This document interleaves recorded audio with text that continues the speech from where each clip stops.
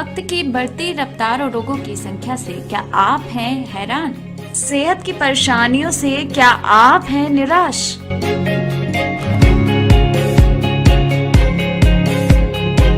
तो हेल्थलाइन लेकर आया है तमाम बीमारियों के अनसुलझे राज।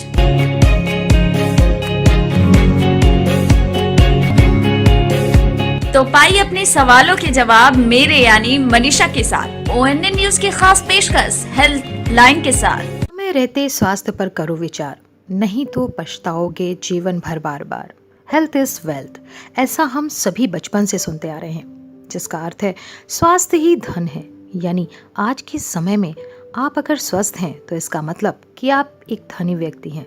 स्वास्थ्य के प्रति की गई एक छोटी सी भी लापरवाही बड़ी समस्या का रूप ले सकती है। इसीलिए कहा गया है कि बीमारियों के प्रति सतर्कता और उनसे बचाव ही संपूर्ण इलाज के समान होता है। जैसा कि हम सभी जानते हैं कि एक मनुष्य के शरीर में सबसे कोमल अंग आँख को माना जाता है। आँख जो कि हमारी एक ऐसी इंद्रिय है जिसके द्वारा हम सब कुछ देख सकते हैं। ये हमारे शरीर का वो महत्वपूर्ण अंग है जिसके बिना हमारी पूरी दुनिया अंधकारमय है। आंखों में होने वाली एक छोटी सी तकलीफ भी हमारी जीवन शैली को अस्त व्यस्त कर देती है। इसीलिए हमें अपने स्वास्थ्य के साथ साथ आंखों का भी विशेष ध्यान रखना चाहिए। पर कभी कभी आंखों की समस्या आमतौर पर लोगों को नहीं पता चल पाती, जिसकी वजह से उनका बेहतर इलाज नहीं हो पाता। आंखों की बीमारी में एक बीमारी ऐसी भी है जिसका समय पर उपचार अगर किया जाए तो उस बीमारी से मरीज पूर्ण रूप से अपने आप को स्वस्थ पाता है। इस बीमारी का नाम है कॉर्नियल ब्लाइंडनेस। तो आइए जानते हैं कि किस तरीके से इस बीमारी से लोगों को जागरूक किया जा सकता है और लोग किस तरह इस बीमारी से खुद को दूर रख सकते हैं। इन सभी विषयों पर हमने आज अपने खास कार्यक्रम हेल्थ लाइन में KGMU में आंखों के विभाग के assistant professor doctor Arun Kumar Sharma से चर्चा की, जो कि KGMU में असिस्टेंट प्रोफेसर आई डिपार्टमेंट व DMU विभाग में medical director Uttar Pradesh community eye bank व nodal officer outreach cell KGMU में भी कार्यरत हैं। कॉर्नियल ब्लाइंडनेस किस तरीके से लोगों को होता है और इसके क्या लक्षण होते हैं, दवाई या सर्जरी से इसका क्या बेहतर उपचार हो सकता है, इन सभी विषयों पर हमने अपने खास कार्यक्रम में डॉक्टर से बात की तो उन्होंने हमारे सभी सवालों के जवाब भी दिए और इस बीमारी से किस तरीके से लोग अपने आप को बचाए रखें इस पर भी अपने विचार साझा किए। आइए जानते हैं अपनी समस्या और बचाव सीधे डॉक्टर की जुबानी। नमस्कार, आप देख रहे हैं ONN न्यूज़ का खास कार्यक्रम हेल्थ लाइन और मैं हूं अमन प्रधान। जैसा कि आप पूर्व में जानते हैं कि हम रोगों के बारे में परामर्श लेते हैं जो चिकित्सक होते हैं।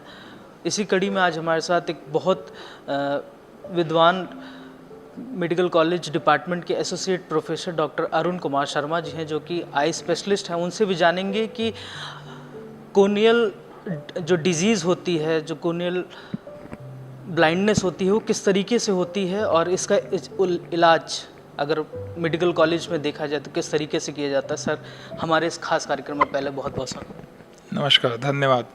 सर, पहले तो आपसे ये जानना चाहेंगे कॉर्नियल जो डिसऑर्डर होता है किस तरीके से होता है और मरीज़ इसको किस तरीके से पहचान पाता है? जी, देखिए, आंखों की बीमारी से पहले हमको ये समझना बहुत ज़रूरी होता है कि जो हमारी ब्लाइंडनेस है या जो हमको कम दिख रहा है उसकी वैरायटी दो तरीके की होती है। एक होती है रिवर्सिबल ब्लाइंडनेस और एक होती है इरिवर्सिबल ब्लाइंडनेस। जो रिवर्सिबल ब्लाइंडनेस होती है उसमें हम जब इंटरवेंशन करते हैं या हस्तक्षेप करते हैं तो रोशनी पूरी आ जाती है, और जो इरिवर्सिबल ब्लाइंडनेस होती है जिसमें क्या कहते हैं कि पूरी रोशनी नहीं आती है। तो जैसे नर्व की डिसऑर्डर है, रेटिना की डिसऑर्डर है, कुछ डिसऑर्डर हैं जिसमें क्या कहते हैं कि रोशनी नहीं आ पाती है। और जो कॉर्निया के डिसऑर्डर हैं और लेंस के डिसऑर्डर हैं उसमें पूरी रोशनी आती है। तो पुतली एक आँख में 3 लेयर होती हैं और उसमें एक लेयर होती है पुतली। पुतली का काम क्या होता है?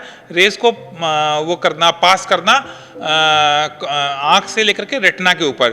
तो ये पुतली कई बार कई कारणों की वजह से ये सफ़ेद हो जाती है, जिसकी वजह से आदमी को दिखना बंद हो जाता है। ये एक ऐसी बीमारी होती है जिसको हम लोग रिवर्स कर सकते हैं, मतलब कि इंटरवेंशन करके। यदि किसी आदमी की डेथ होती है और 6 घंटे के अंदर मिल जाती है हम लोग को पुतली, हम लोग आई बैंक में रख लेते हैं और उसको यदि लगा दें उसको, तो उस इंसान के जीवन में फ़र्क आ सकता है। सर, आपने आई बैंक की बात करी, तो आप लोग 6 घंटे के लिए उस पेशेंट की आंख को रख करके दूसरे में प्लांट कर सकते हैं, तो एक बड़ी बड़ी उपलब्धि है केजीएमयू डिपार्टमेंट के लिए। सर, हम अगर बात करें ब्लाइंडनेस की, तो हम किस तरीके से कॉर्नियल जो ब्लाइंडनेस है उसको पहचानते हैं? जी, कॉर्नियल ब्लाइंडनेस को हम इस तरीके से पहचानते हैं कि एक तो पहला आदमी ये बताता है, जो लक्षण की आप बात कर रहे हैं, कि उसको कम दिखना शुरू हो जाता है, आंखों में सफ़ेदी हो जाती है, जिसके कई सारे कारण होते हैं, जैसे विटामिन ए डिफिशियंसी हो गई, मोतियाबिंद के ऑपरेशन में एंडोथेलियल जो लेयर होती है कार्निया उसमें डैमेज हो जाने की वजह से हो जाता है, और कई बार जो लोग खेतों में काम कर रहे होते हैं उनको चोट लग जाती है, उसके वजह से कई बार सफ़ेदी आ जाती है आंखों में।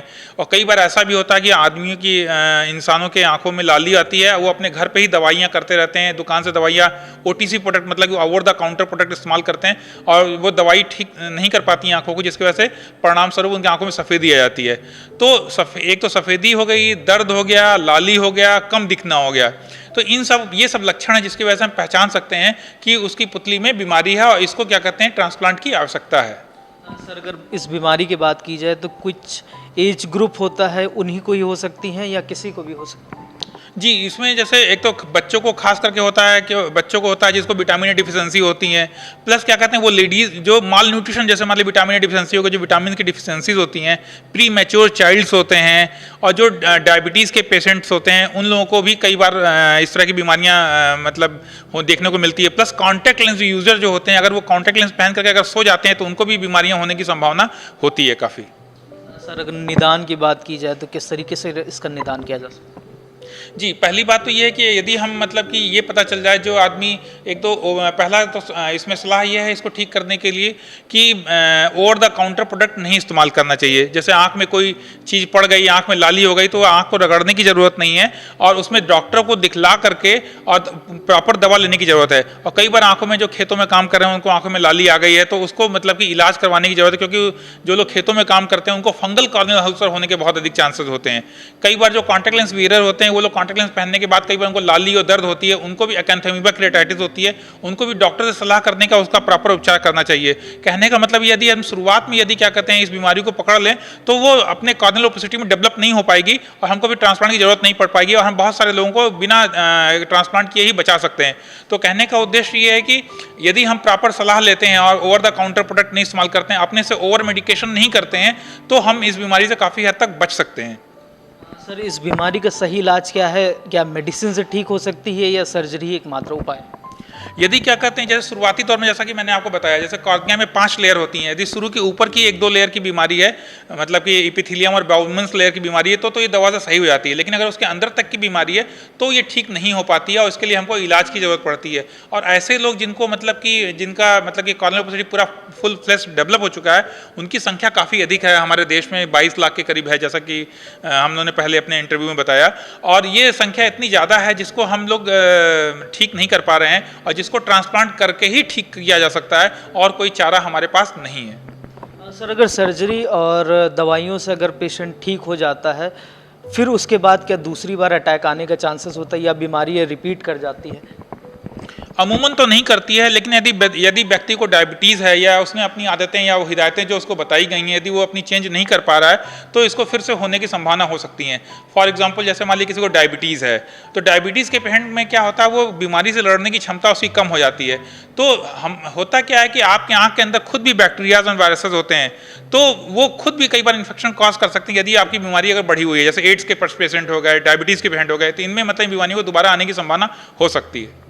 सर, अगर बात की जाए इस बीमारी की, तो क्या घर पर भी हम रह करके इसका कुछ इलाज कर सकते हैं या घरेलू कोई उपचार है? यदि आपको अगर नहीं समझ में आ रहा है कि क्या करना चाहिए, डॉक्टर से आप दूर हैं, तो आप ये कर सकते हैं, कोई भी एक एंटीबायोटिक आई ड्रॉप ले सकते हैं, जैसे सिप्रोफ्लॉक्सासिन आई ड्रॉप हो गया या मॉक्सिफ्लॉक्सासिन आई ड्रॉप हो गया। वो 3-4 बार आप एक बूंद डाल सकते हैं। लेकिन यदि ये 24 से 48 आवर में यदि आपकी लाली, दर्द या जो कम दिखाई दे रहा है यदि वो सही नहीं होता है, तो मेरे हिसाब से स्ट्रिक्टली इस चीज़ को, अपनी परेशानी को नज़रअंदाज ना करके डॉक्टरों को दिखाना ज़्यादा बेहतर होगा। सर, इस दौरान जो मरीज़ हैं उसको कौन कौन सी सावधानियां बरतनी पड़ती हैं इस बीमारी के दौरान? इसमें क्या कहते हैं, एक तो आपको पर्सनल हाइजीन बहुत अच्छी रखनी पड़ती है। जैसे क्या कहते हैं, आपको नाखून कटे हुए होने चाहिए। कई लोगों की आदतें होती हैं अपने हाथों को मतलब कि नाक में डालना और उसको फिर बिना साफ किए वो लोग क्या कहते हैं फिर आंखों से छूते हैं। और फिर जैसे अभी इसमें जो कोरोना चल रहा है, जैसे कोरोना में क्या कहते हैं कि आंख की वजह से भी कोरोना के फैल होता है। क्योंकि अगर वुहान में, चाइना की बात की जाए, तो जो पहला जो आदमी जिसकी डेथ हुई थी, जिसने ढूंढा कोरोना को, वो खुद भी ऑप्थेल्मोलॉजिस्ट था। तो कहने का मतलब कि आंख से जो मतलब कि तरल पदार्थ मतलब कि टीयर फिल्म लगता है, उसमें भी कोरोना वायरस वगैरह आ सकते हैं। तो यदि आप गलत जगह पे छू रहे हैं या किसी पॉजिटिव आदमी को छू दिया, तो आपको भी बीमारी फैलने की संभावना हो सकती है और परिणाम स्वरूप आपको भी कार्डियोलोपेसिटी हो सकती है। तो आपको पर्सनल हाइजीन और ऐसी जगह जहाँ पे वायरसेस वगैरह या इस तरह की बीमारियाँ फैली हुई हैं, वहाँ पर ना जाएँ तो ज़्यादा बेहतर है। सर, सारे टॉपिक्स को तो हमने क्लियर कर लिए। क्या कुछ सुझाव हमारे चैनल के माध्यम से आप उन पेशेंट्स को देना चाहते हैं जिनको ज़रूरत है? जी बिल्कुल, हम 2-3 चीज़ें मैं आपका बात एक संक्षेप में कहना चाहता हूं कि जो इस तरह के मरीज हैं वो करीब 22 लाख हैं और वो 1 लाख लोगों को ट्रांसप्लांट प्रति वर्ष होगा तो ही हम इनको मदद कर पाएंगे। लेकिन लास्ट ईयर की अगर बात की जाए तो भारतवर्ष में करीब 30,000 ट्रांसप्लांट हुआ, जो कि हर साल मतलब कि 1 लाख करना चाहिए लेकिन 30,000 हो पा रहा है। तो ये जो 22 लाख का संख्या है ये हमेशा बढ़ता चला जा रहा है। तो इसमें क्या कहते हैं कि अगर और डाटा की बात की जाए तो 7 डेथ जो है पर 1000 पॉपुलेशन इंडिया में डिपिक्टेड है, जो गवर्नमेंट के मतलब बताए गए हैं। तो 1 करोड़ डेथ प्रति वर्ष भारतवर्ष में होती है। तो यदि 1 करोड़ लोग अगर ये ठान लें कि हमको पुतली देनी है मरने के बाद, क्योंकि मरने के बाद या तो हम जला देंगे या फिर उसको दफना देंगे, यदि ये निर्णय ले लेते हैं 6 घंटे के अंदर, यदि हमारे फ़ोन नंबर पर 6390826826 पर हमको बता देते हैं, या भारतवर्ष में वो कहीं पे भी डेथ होती है 1919 नंबर पे यदि किसी को बता देते हैं, तो आई बैंक की टीम पहुंच जाएगी और पुतली को लेकर के 6 घंटे के अंदर हमको बताना होता है, पुतली को लेकर के अपने आई बैंक पर रख लेगी। 14 दिन तक वो जीवित रहती है पुतली, फिर नीडी आदमी को मिल सकती है।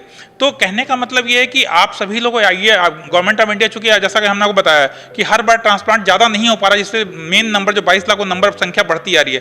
तो इसको देखते हुए गवर्नमेंट ऑफ इंडिया ने हर साल 25 अगस्त से लेकर 8 सितंबर के बीच में आई डोनेशन फोर्टनाइट चलाती है, जिससे लोगों को जागरूकता मिले, उनका जो कोई अंधविश्वास है उसको हम लोग खत्म कर सकें।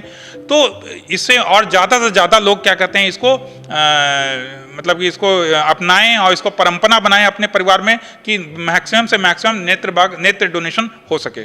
सर, हमसे बात करने के लिए तो ये थे हमारे साथ डॉक्टर अरुण, जिन्होंने बताया कि जिस तरीके से लोग अभी भी लोगों के अंदर भ्रांतियां हैं कि हम मरने के बाद अपनी आँखों को नहीं दान कर सकते, हमारा पूरा शरीर है वो मिट्टी में ही विलीन होना चाहिए। लेकिन इस भ्रांति को शायद दूर करना चाहिए और जो हमारी पुतलियां हैं उनको पूरी तरीके से दान करना चाहिए, जिसके लिए गवर्नमेंट ऑफ इंडिया और KGMU विभाग लगातार अग्रसर है। मुझे यानी अमन को दीजिए इजाज़त और बने ONA न्यूज़।